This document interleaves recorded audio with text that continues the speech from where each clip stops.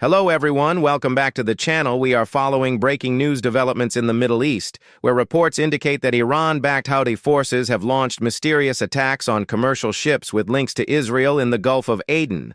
This comes at a critical moment in the ongoing Israel-Hamas war, and it raises concerns about a wider regional conflict that could spread across key shipping lanes and threaten global trade flows.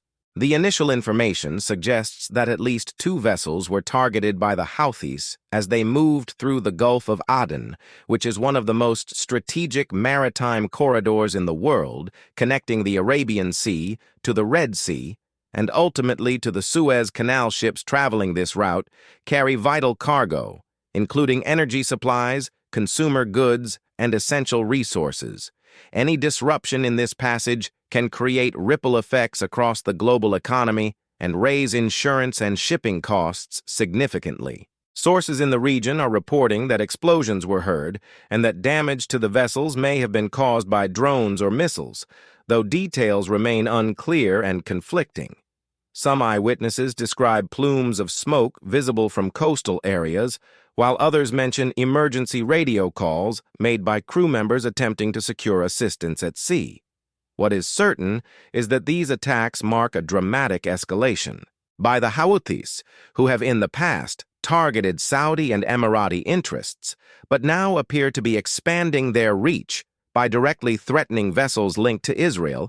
Israeli officials are closely monitoring the situation, with reports in Tel Aviv suggesting that the government views this as part of a broader Iranian strategy to stretch Israel's defenses and create multiple pressure points. While the war in Gaza continues, Hamas continues to clash with Israeli forces in the enclave, and now maritime threats are being added to the equation.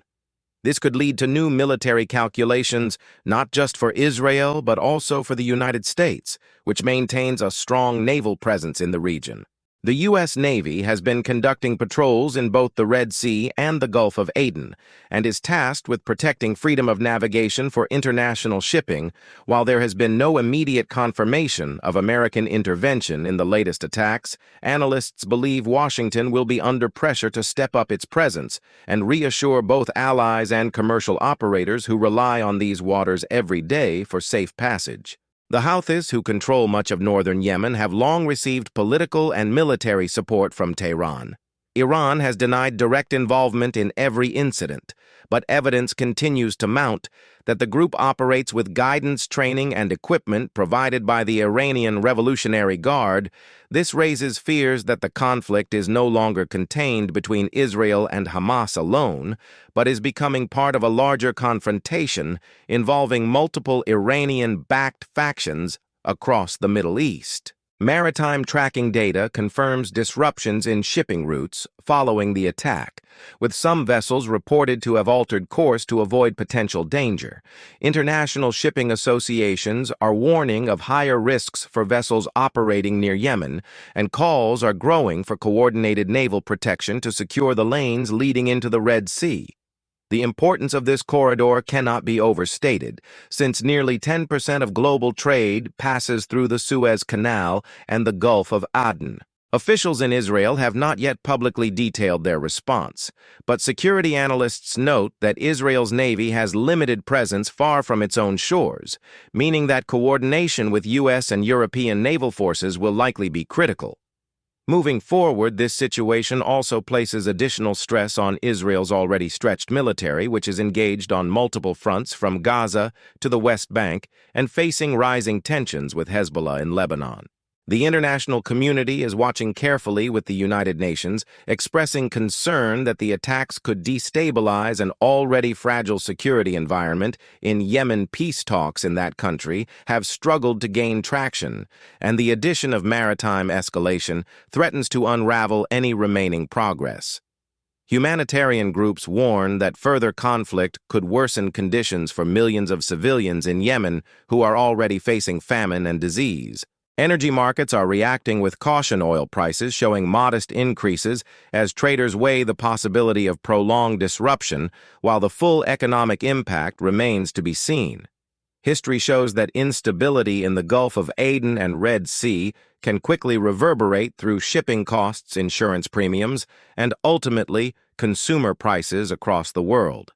Governments in Europe and Asia are also paying close attention since many of their goods transit through these waters. As this story develops, it is becoming clear that the Houthis are seeking to demonstrate their ability to influence events far beyond Yemen. By attacking vessels linked to Israel, they send a message of solidarity with Hamas, while simultaneously projecting power into international waters. This could embolden other militant factions in the region and force Israel and its allies to consider more aggressive deterrence measures at sea. For now, maritime authorities are urging caution, advising vessels to maintain communication with naval forces in the region and to report any suspicious activity immediately. Shipping companies may reroute vessels around the Cape of Good Hope in Africa if risks increase, but that would add significant cost and time to global supply chains, something that could have real consequences for trade and economic stability. The big question now is whether these attacks represent isolated incidents or the beginning of a sustained campaign by the Houthis. If the latter is true, then we could see increased naval clashes, drone and missile threats, and possibly direct strikes against international coalition vessels. The strategic nature of the Gulf of Aden makes it nearly impossible for the world to ignore this situation for long.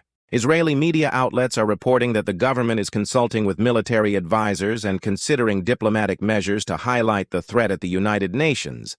Some commentators argue that Israel could carry out retaliatory strikes against Houthi positions in Yemen, though such action would risk widening the conflict even further. Already the region is tense with daily violence in Gaza, exchanges of fire along the Lebanese border, and concerns about unrest spreading into the West Bank. At the same time, Iran continues to insist that it is not behind Houthi operations and instead frames the group as an independent movement resisting Western and Israeli influence. However, Western intelligence assessments increasingly view these denials with skepticism, pointing to patterns of weapons shipments, financial support, and ideological alignment between Tehran and the Houthis. For the people of Yemen, the attacks are another reminder of how their country has become a battlefield for proxy struggles between larger powers. Many Yemenis are weary of war and suffering from humanitarian crises. Yet their territory continues to be used as a launchpad for regional power plays that draw in global attention and military force. This breaking story is still evolving and information remains fluid. More updates are expected as officials in Israel, the United States, and the international maritime community release statements and clarify the extent of the damage to the ships involved. What is certain is that the latest attack demonstrates the growing complexity of the Israel-Hamas war and the way it is spilling over into new theaters with unpredictable consequences. Thank you for watching. For more updates, subscribe to our channel, like and share this video.